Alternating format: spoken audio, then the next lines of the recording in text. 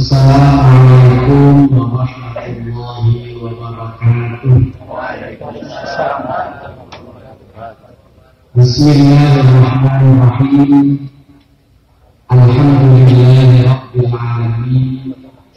Allahumma shalli wa sallim ala sayyidina Muhammadin wa ala ali sayyidina Muhammad adada ni'amillahi wa ifdalih. Allahumma akrimna binuril fahmi wa akhrijna min dhulumatil wahmi waftah lana abwaaba rahmatika wansur alaina hikmataka ya arhamar rahimin. Subhanaka la ilma lana illa ma 'allamtana innaka antal alimul hakim. Allahumma hidayatan lis-shawab. Amma Hadratul Muhtaramin, para alim, para ulama, para kiai, para habaib, para sepuh, wabil khusus Wali Syuriah PCNO Kabupaten Ciamis dan seluruh jajaran Syuriah PCNO Kabupaten Ciamis, Mustasyar pengurus cabang Nahdlatul Ulama Kabupaten Ciamis, Bapak Bupati yang saya hormati beserta seluruh jajaran Forkompinda plus Forkompindanya Bupati, Pak Kapolres, Pak Dandim atau yang mewakili dengan Pak Kajari, plusnya keluarga besar Kementerian Agama, ada Kepala Kemenag, Kepala Pengadilan, satu lagi apa? Pemilu, Ketua Pengadilan Agama, daftar janda di Pengadilan Agama.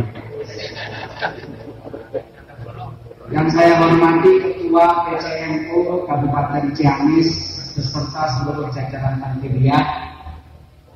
Berikut kepada teman-teman dari pengurus lembaga dan badan otonom yang ada di lingkungan PCNO Kabupaten Ciamis yang saya hormati.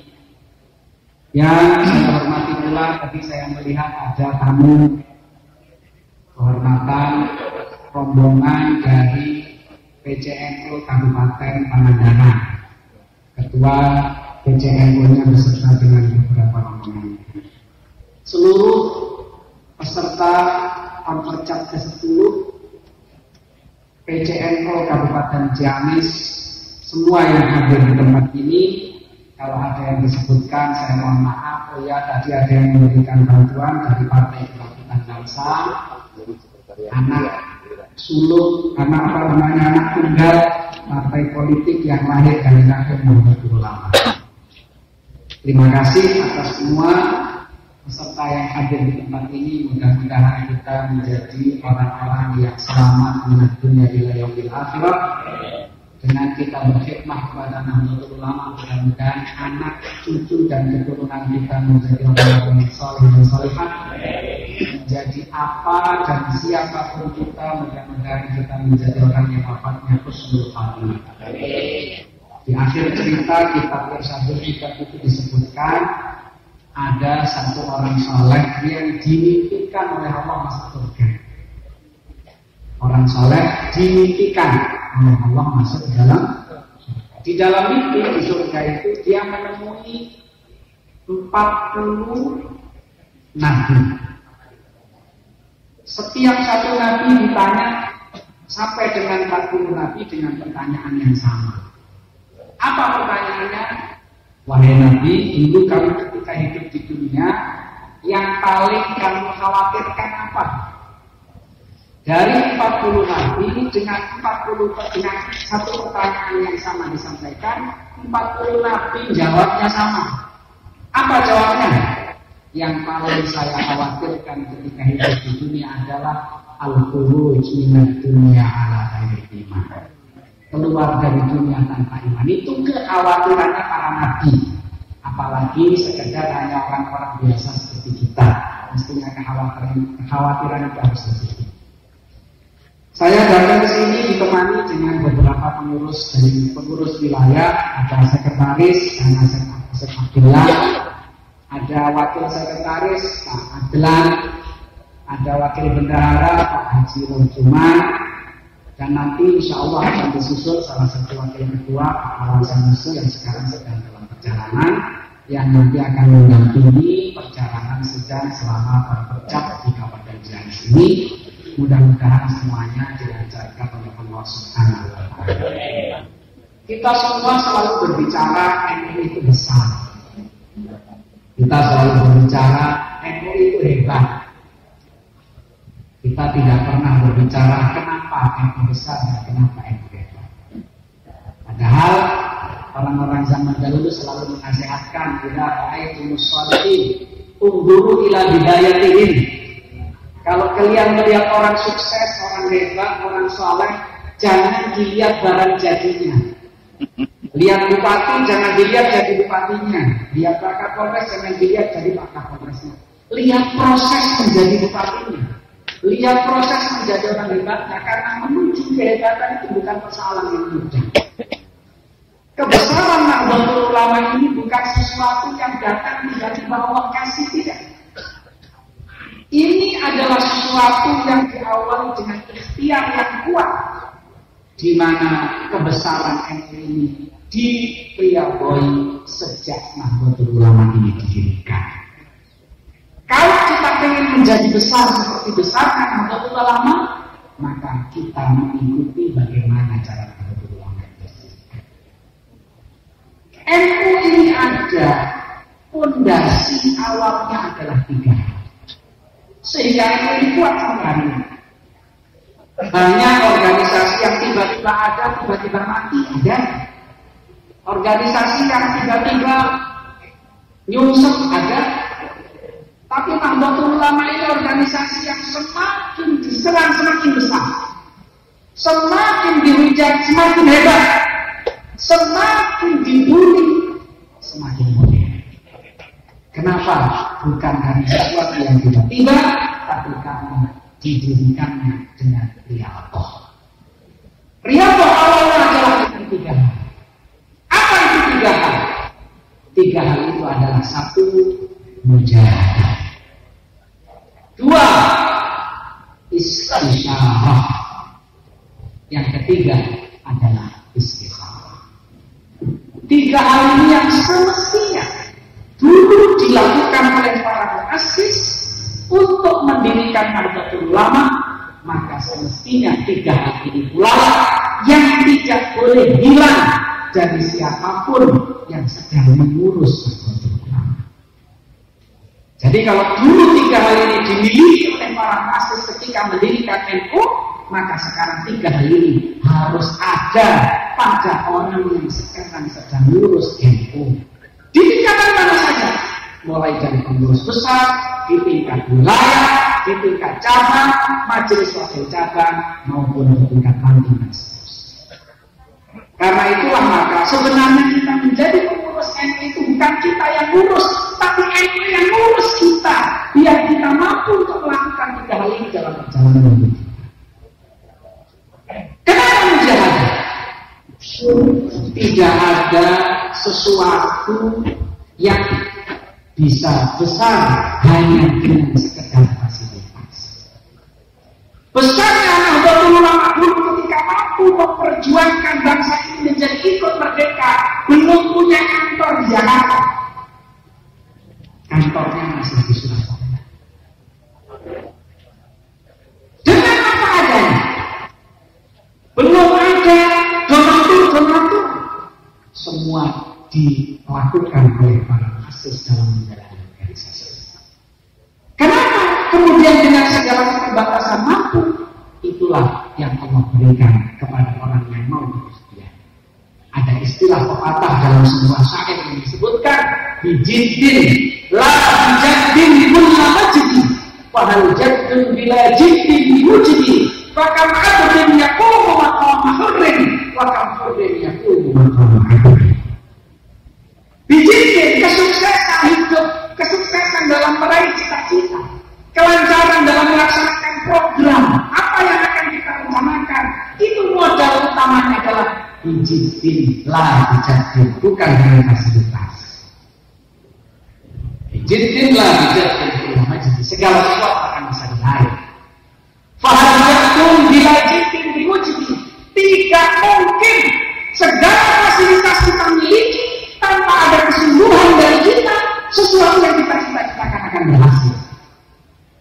PCNU misalnya, PWNU misalnya, mobil ada, alat ada, segala macam ada, tapi pengurusnya letoy, gak mau usaha, gak mau ikhtiar, gak akan bisa mendapatkan apa.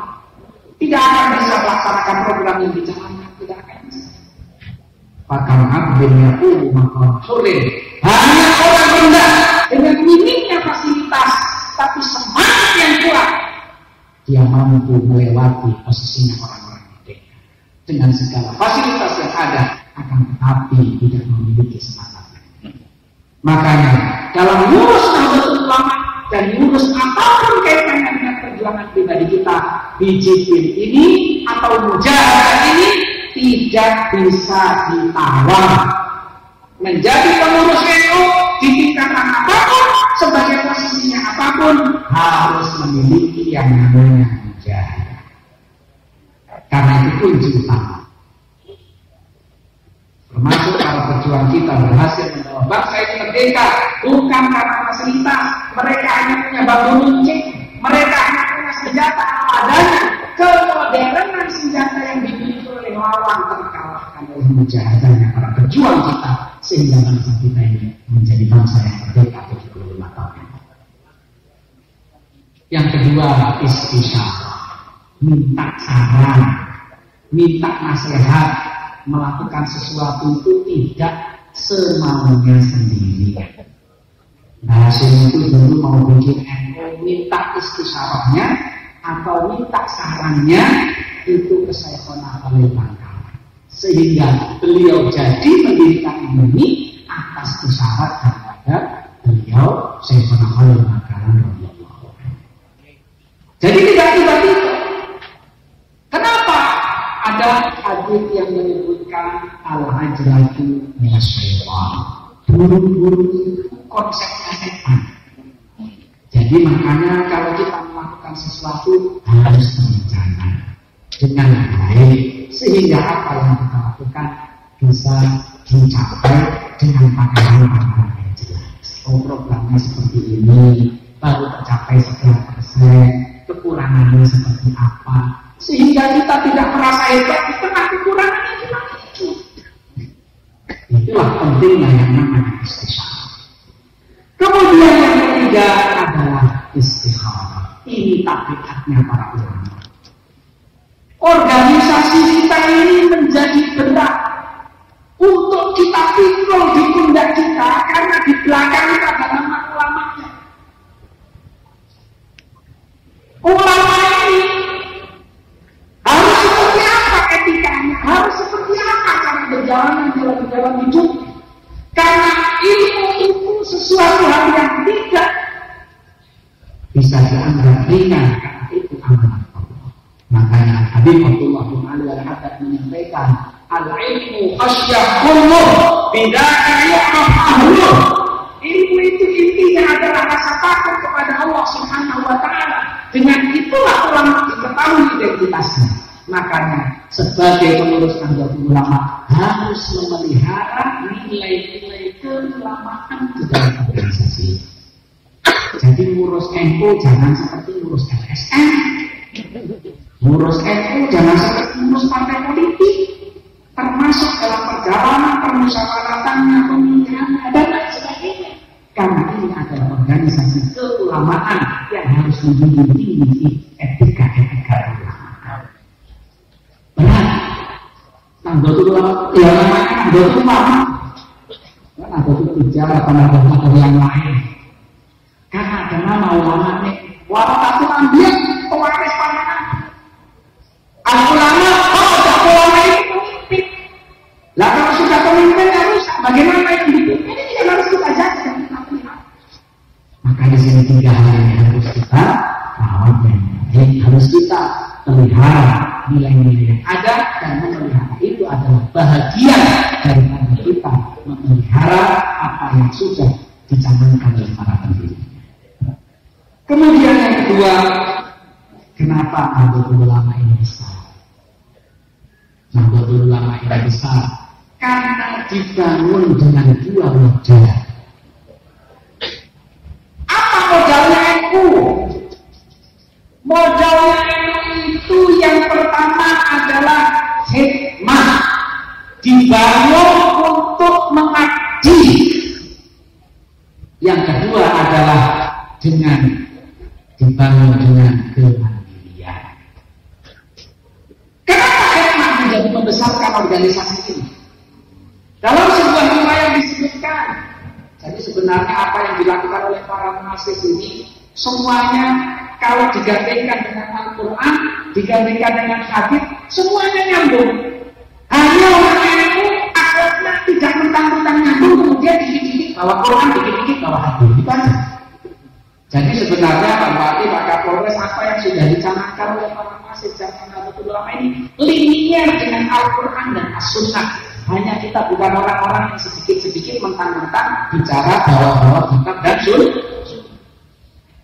Saya sampaikan kepada teman-teman di Persis ketika saya diundang mengisi 100 tahun ulang tahun Persis. Mari kita bersama-sama luruskan. Saya hargai teman-teman berbicara, kita mengatakan ayo kita kembali kepada kitab dan sunnah. Ayo kita belajar untuk ala Nabi. Bagus semuanya. Tapi saya sampaikan kepada teman-teman, mohon maaf, kalimat kembali kepada kitab dan sunnah, melakukan sesuatu ibadah dengan jargon ala Nabi, itu kalimatnya bagus, tapi menyesatkan. Kenapa menyesatkan? Karena dengan kita berbicara kembali kepada kitab dan sunnah, kemudian menggunakan sesuatu kalimat ala Nabi dalam istilah perjalanan kita beribadah, seolah-olah kita diajak melupakan orang yang pernah berjasa apa yang diucapkan oleh Nabi sampai kepada dunia. Kalau itu diucapkan oleh Nabi Sallallahu Alaihi Wasallam 14 abad tahun yang lalu, 14 abad yang lalu, kita bisa bayangkan berapa orang yang berjasa sehingga kalimat contohnya innamal a'malu binniyat itu sampai ke telinga kita. Itu semua kita lupakan, dan itu bukan tabiat Nahdlatul Ulama, sehingga Nahdlatul Ulama tetap besar. Makanya caranya dalam kongres hati-hati kalau di acara MI itu yang mati-mati disebut semua. Dan paling pertama, makanya tadi acara yang kedua setelah itu ada yang ngaksen yang dijawab, yang pernah berjasa, ada guru, ada siapa segala macam. Itu bahagian daripada NU ngajak kita ini bisa begini karena nama-nama yang tadi kita lihat. Kalau istilah dalam kalimat bahasa Arab, laulau Rabbi, ma'riftu Rabbi, andaikan tanpa guru saya tidak akan kenal siapa Tuhanku. Kira-kira ini. Di NU itu tradisi itu tidak bisa diterima. Makanya namanya kaboro dan lain sebagainya itu banyak wajib. Lebih dulu acaranya walaupun nanti presiden ada siapa kaboro ini pertama. Maksud orang-orang yang berjasa sehingga kita hari ini bisa seperti ini. Mereka sudah menanam. Dan hari ini kita merasakan tanamannya. Tinggal lagi kita bertanya pada diri kita, mau nanam apa untuk memotivasi hidup setelah kita. Nah, itulah maka hikmah ini penting. NU ini dilahirkan dalam rangka berhikmah. Lahir 1926 sebelum bangsa ini merdeka, didirikan untuk berhikmah bagaimana menjadikan bangsa ini bisa merdeka. Dengan cara apa? Mengkonsolidasi para ulama, mengkonsolidasi para pejuang, kemudian sampai kepada mendirikan majelis a'la yang kemudian menjadi koordinator dalam perjuangan untuk melawan para penjajah. Jadi NU hadir untuk mengusir para penjajah sehingga bangsa ini merdeka. Kalau hari ini kita sudah menikmati kemerdekaan itu, kita harus ingat dalam kemerdekaan bangsa ini ada sahamnya para pejuang Nahdlatul Ulama. Jadi kalau Pak Bupati menjadi bupati, itu beliau sedang jadi dirut di Ciamis. Komisarisnya adalah para pendiri bangsa ini. Jadi kalau Pak Bupati memberikan bagian daripada hasil Ciamis itu untuk kepentingan Nahdlatul Ulama, berarti sedang memberikan dividennya Nahdlatul Ulama dari ini. Tadi sudah diberikan sedikit, untuk tambahannya saja. Kalau yang banyak harus ketok palu dulu. Seperti itu kurang lebih. Jadi hari ini kita membantu NU, kita bukan membantu NU, berterima kasih kepada NU. Saya memberikan sesuatu kepada saya.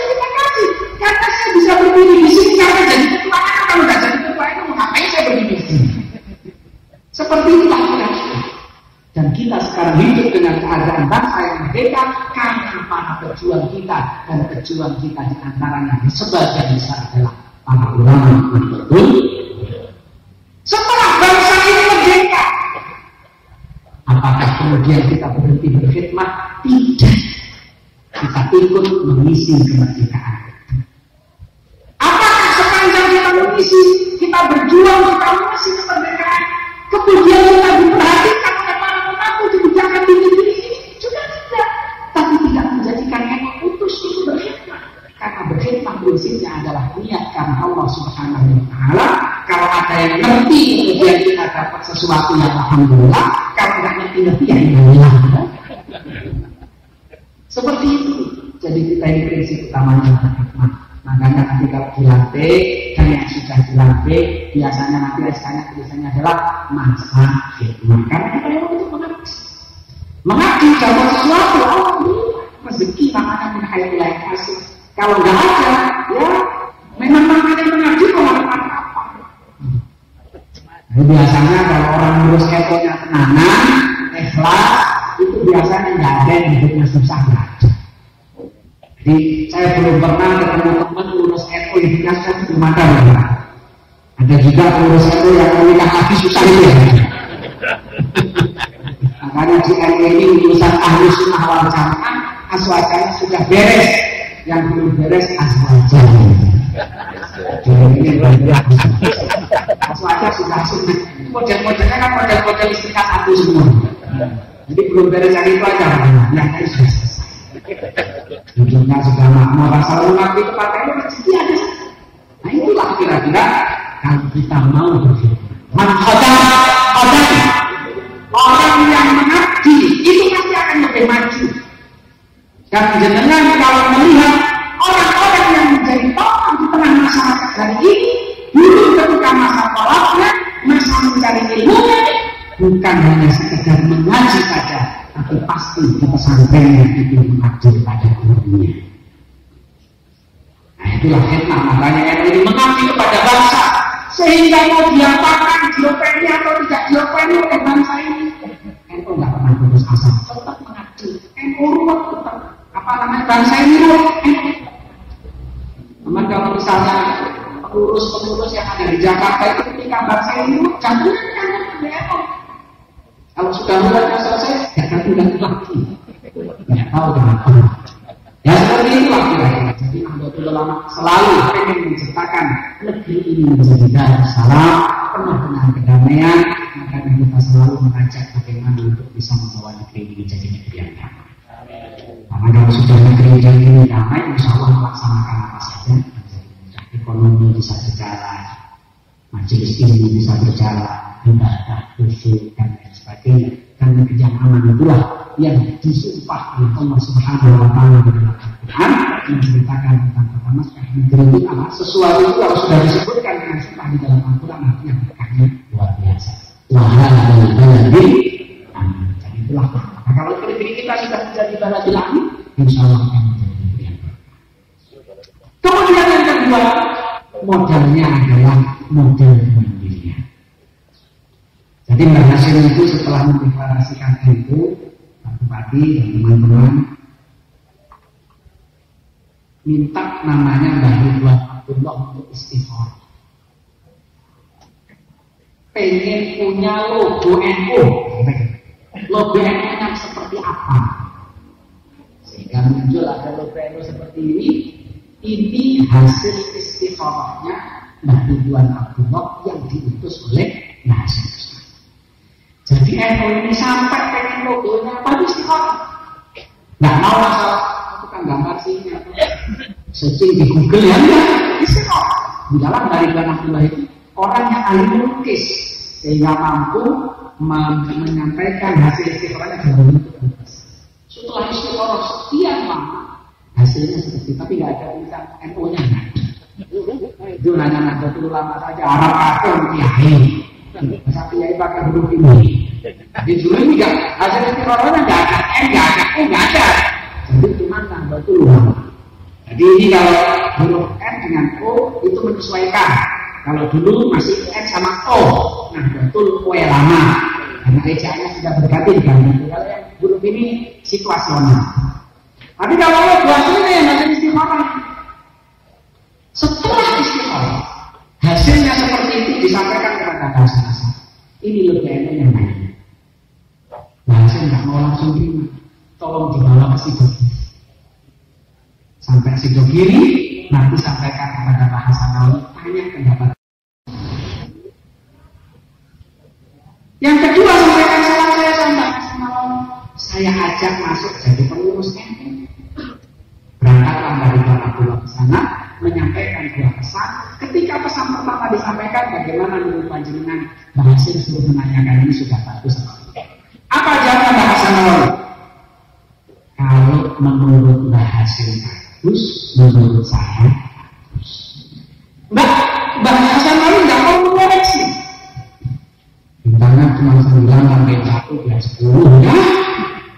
Itu talinya yang satu kendor, yang satu kencang, bagusnya jangan kendor semua ya. Jadi Mbak Hasan Nawawi cuma bilang kalau menurut Mbak Hasan bagus, menurut saya bagus. Itu tawaduknya Mbak.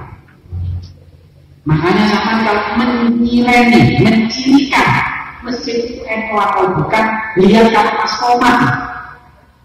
Kalau komat gak langsung sholat, golongan jadi imam itu masjid. Jangan maju. Di dia wae. Itu masjid NU karena para semua gak mau jadi. Kalau ada masjid belum komat, imamnya sudah dipenuhi. Nah ini tanya dulu itu apa? Takut hilang jabatannya jadi imam. Ini perlu diekokan. Kurang lebih begitu. Bahasa Nawawi memberi saran. Pokoknya bahasa bagus dan bagus. Pesan yang kedua, jangan diajak jadi pengurus NU. Saya mau dalam bahasa Nawawi syaratnya satu. Nah banyak-banyak syaratnya. Saya siap jadi pengurus NU. Syaratnya hanya satu. Apa?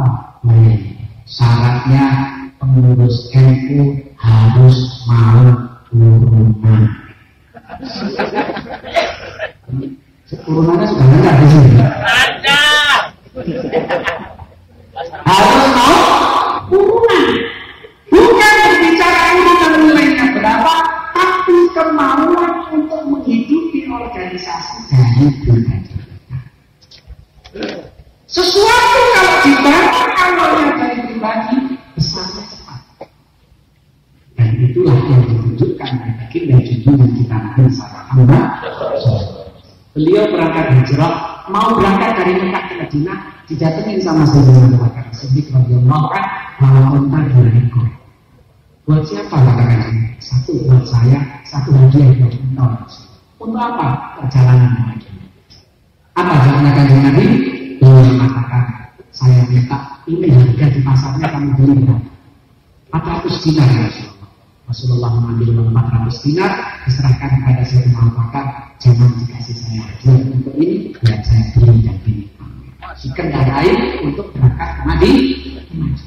Beli sendiri, nggak bikin proposal. Jadi sampai di Madinah, ringkasnya karena beliau mampir di Baqi, mampir di mana. Sampai di Madinah, orangnya itu duduk. Rasulullah SAW tidak langsung bangun, berdiri lagi ternyata. Duduk lagi, bangun lagi. Sampai yang ketiga duduk, tidak bangun-bangun, baru Rasulullah SAW turun. Kanjeng Nabi tanya, ini tanahnya siapa?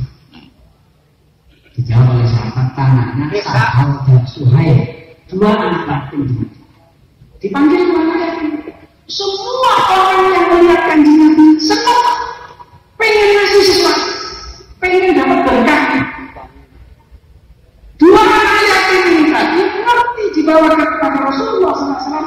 Lihat wajahnya kanjeng Nabi sudah senang dan menghadiahkan tanah itu untuk Rasulullah SAW. Ditolak oleh Nabi. Jangan kasih saya hadiah. Saya pengen tahu NJOP-nya aja. NJOP dulu. Sekian Rasulullah. Harga pasar, gitu kan? sebagainya dibeli lagi sekarang di dalam Masjid Nabawi itu beli,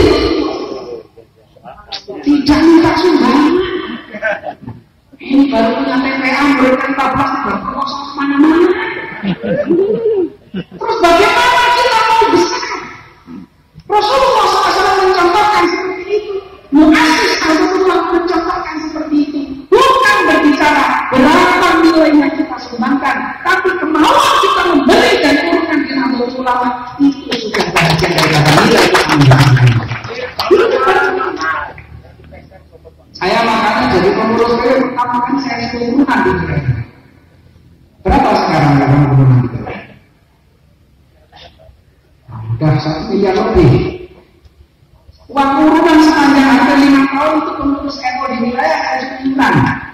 Buatkan rekening sendiri, namanya iuran ada yang 1 juta sebulan, ada yang 50.000 sebulan, ada yang 100.000 sebulan, pokoknya kumpulin aja. 5 tahun nanti ada berapa? Kemarin saya lihat juga 1 miliar lebih. Itu namanya ada berapa aja. Ya, NU. Kalau cuma tanah 200 bata yang pengurus NU sebanyak ini nggak mampu. Ngomong profil lapor saya tadi nanya 200 apa di sini namanya 200 bata ya? 200 bata, 1 bata itu 14 meter pasti. Kalau 200 berarti hampir 3.000 ya? Hampir 3.000. 1 batanya berapa? 3 juta. 1 bata berapa 1 bata? 1 bata 3 juta. 200 bata. Hari ini saya minta 1 bata. Buat ruslah kami juga beli kan?